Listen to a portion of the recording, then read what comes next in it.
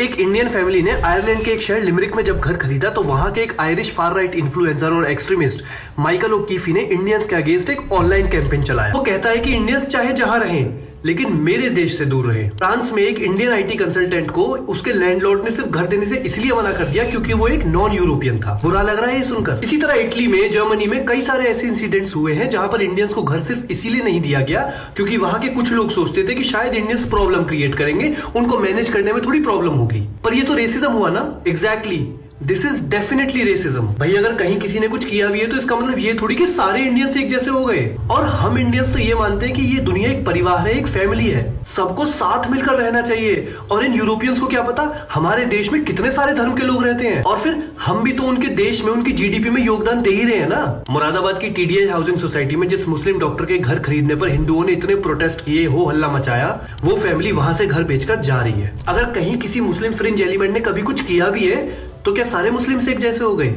और इंडियंस तो पूरी दुनिया को एक परिवार मानते हैं, है ना। और यहाँ सारे धर्मों के लोग रहते हैं और मुस्लिम्स भी इंडिया की जीडीपी में योगदान दे ही रहे हैं ना। तो ये बताओ प्रॉब्लम कहाँ है? मतलब इंडिया के बाहर इंडियंस के साथ ऐसा कुछ मत करो, क्योंकि अगर आप लोग माइनॉरिटी के साथ जो यहाँ कर रहे हो वो सही है तो फिर वो लोग जो वहां इंडियंस के साथ कर रहे हैं वो गलत कैसे हुआ? सोचो, बुद्धि आपकी, फैसला आपका।